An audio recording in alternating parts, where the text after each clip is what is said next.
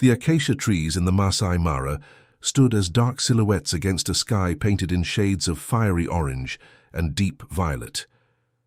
The air was thick with the scent of dry earth and the distant rumble of thunder. It was the kind of evening that promised a storm, a cleansing that the parched land desperately needed. I was on my evening patrol, the Land Rover's engine a low hum, when I first saw him. A lone male lion, a magnificent beast with a mane the color of burnt ochre, stalked the periphery of a territory that was no longer his. His name was Rao. Rao wasn't a king, not anymore. He'd been exiled from his pride after a brutal conflict with a younger, stronger rival. He carried the scars of that fight not just on his flank, but in the deep-set weariness of his amber eyes. He was a nomad, a ghost of his former glory, surviving on his wits and the scraps of a broken life. His isolation was a tangible thing, a heavy cloak he wore as he roamed the open plains. It's a lonely life for a lion, to be without a pride. He would roar into the night, not a challenge but a lament, a call that went unanswered. The stillness of the twilight was shattered by a chilling sound, the cackle of hyenas. Not a single laugh, but a chorus, a sound of malicious triumph that carried on the wind. My vehicle slowed, and I brought my binoculars to my eyes. A patrol of spotted hyenas, at least a dozen strong, had cornered something small and terrified at the base of a termite mound. And that something, it was impossibly out of place. It wasn't a young wildebeest or a stray gazelle. It was a baby gorilla. I knew the story of this little one, a young male barely a year old who had been separated from a rescue convoy. They were transporting a group of rescued gorillas to a protected sanctuary far to the east, but a mechanical failure had caused a brief stop near the edge of the Mara, and in the chaos, the baby had slipped away. We had been searching for days, but the savannah is a cruel place for an animal of the forest. The hyenas knew this. They were circling, their jaws drooling with a terrible hunger. The baby gorilla, whose dark, intelligent eyes were wide with panic, chattered with a sound that was less a scream and more a plea. Just as the alpha hyena lunged, a blur of golden muscle and raw fury exploded from the tall grass. It was Rao. He wasn't hunting. He wasn't motivated by hunger. His motive, as far as I could tell, was pure, unadulterated instinct, a primal force that saw a helpless creature and a pack of predators. The roar that tore from his throat was a thing of terror and power. It was the sound of a king reclaiming his dominion, if only for a moment. The hyenas, surprised and intimidated by the unexpected ferocity of the lone male, scattered, their cackles turning to whimpers as they retreated into the encroaching darkness. Rao stood over the whimpering bundle, his massive body shielding the baby gorilla from the lingering threat. He was a statue of power, a guardian. I watched, my breath held, as the lion lowered his great head. The baby gorilla, trembling, looked up at him with a gaze that held a mix of terror and awe. There was no growl, no predatory snarl. Instead, the lion let out a soft rumble, a sound more akin to a purr than a roar. It was a sound of reassurance. A bond, as unbelievable as it seemed, had just been forged in the dust and the fading light of the savannah. This place, it will always surprise you. And that was just the beginning. If you've enjoyed this incredible tale of survival and friendship, please consider subscribing to the channel for more stories from the heart of the wild. This story is a work of fiction, a dramatization inspired by the extraordinary events that can unfold in nature. The days that followed were a testament to the strangest friendship I've ever had the privilege to witness. I kept my distance, observing from afar, my logbook filling with notes that read more like a fantasy than a field report. Rao the lion was no longer alone. He had Coco, the baby gorilla. The name Coco came from a local legend, a word for the little one who is lost. It seemed to fit him perfectly. Their existence was a constant struggle against a world that wasn't built for them. A lion's life is one of hunting and sleeping, a cycle of power and repose. But with Coco, Rao's routine was turned upside down. Coco's diet was a particular challenge. The savannah is not a jungle. There were no figs or leafy greens in abundance. Rao, with a patience that was utterly foreign to his kind, would guide Coco to patches of edible grasses and thorny acacia pods, nudging the little gorilla with his massive head. He would sit for hours, a great golden shadow, as Coco picked at the vegetation, a silent sentinel against the ever-present danger. The hunting became another impossible burden. How could a solitary lion bring down a zebra or a buffalo with a small, vulnerable gorilla to protect? Rao learned to hunt smaller prey, impalas and warthogs, but the meager kills weren't enough to sustain a lion of his size. He was growing thinner, his ribs beginning to show beneath his tawny hide. But what he lost in physical strength, he seemed to gain in a fierce, unwavering purpose. He wasn't just surviving anymore, he was protecting. Other animals were bewildered by them. A herd of giraffes would stop grazing, their long necks craned, their dark eyes full of confusion as they watched the odd pair. Baboons, with their mischievous calls, would chatter from the safety of the trees, a mix of curiosity and alarm. Even the local lion prides who would occasionally pass through would eye Rao with a mixture of suspicion and pity. He was an anomaly, an outcast protecting a foreigner.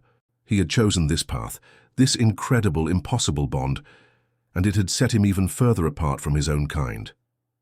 Coco, for his part, had come to rely on Rao completely.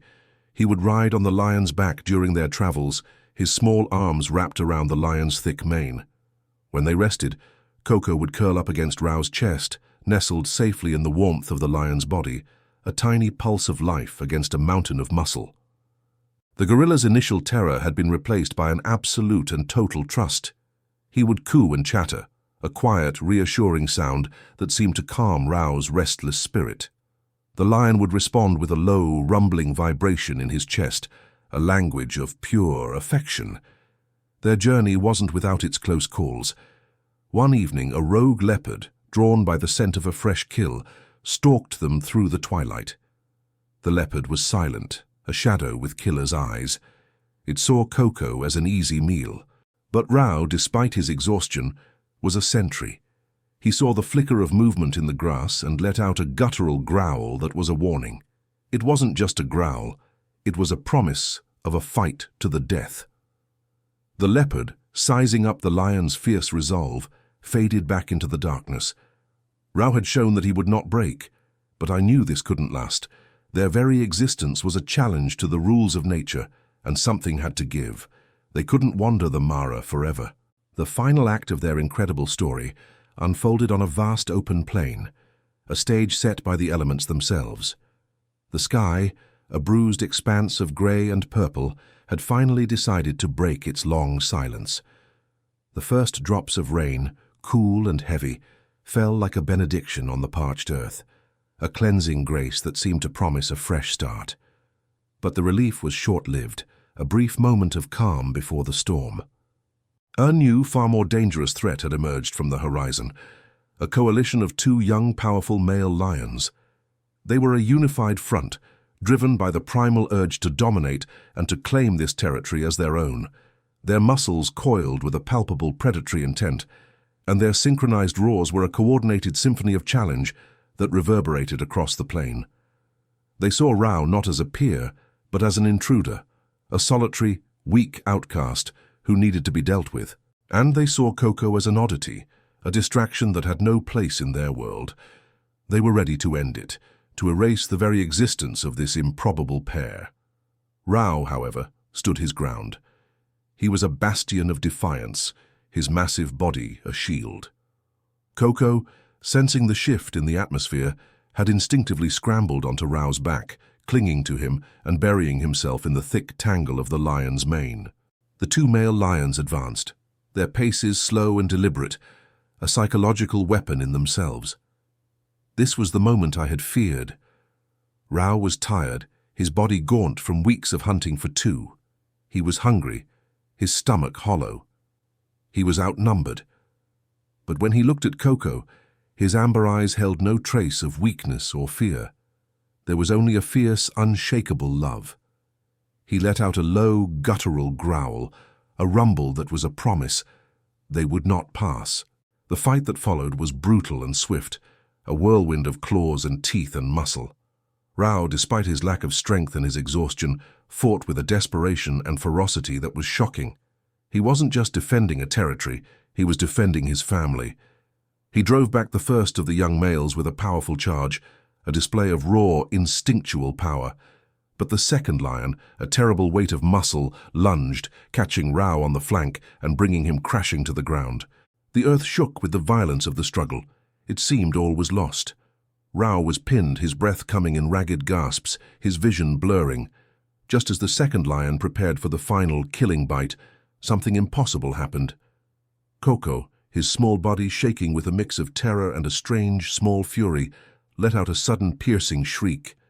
It was a sound that had no place on the battlefield of lions. He slid off Rao's back, and with a courage that defied his small size, pounded his chest with his fists and let out another series of chattering cries. It was an audacious act, an impossible distraction. But it worked. The two young males, so focused on their target, were momentarily startled by the unexpected noise. The second lion, on top of Rao, hesitated for a single, crucial moment, his head snapping up to stare at the bizarre little creature. That was all Rao needed. With a final desperate surge of energy, a primal will to survive for the one he protected, Rao pushed off the ground, a roar of pure defiance tearing from his throat. He caught the second male off balance, driving him back with a powerful headbutt. It wasn't a fatal blow, but it was enough. The two young lions, confused and facing a resolve they had not expected, looked at each other and made a tactical retreat. They were not beaten in a traditional sense, but they had been shown that this seemingly weak, broken lion was a force to be reckoned with. They had seen his purpose, and it was a purpose that gave him a strength beyond their comprehension. Rao collapsed onto the wet earth, breathing heavily, his body a map of new scratches and scrapes. Coco, still trembling, crept over to him and lay his small hand on the lion's mane, a gesture of comfort that was as gentle as it was profound. Rao, with a great heaving sigh, closed his eyes and leaned his head into the touch. They had survived. Their bond, forged in the dust and the danger of the Mara, had grown into something unbreakable, something that could withstand the very laws of nature. I watched as the rain fell, a steady drum on the plains, washing the blood and dust from their bodies. The lone lion and the orphaned gorilla, together, in the heart of the wild. Their story is a reminder that in nature and in life, the most powerful bonds are not always the ones that are obvious or expected. They are the ones born of necessity and forged by a love that defies all odds. And sometimes the very things that make us outcasts are the things that give us a reason to fight.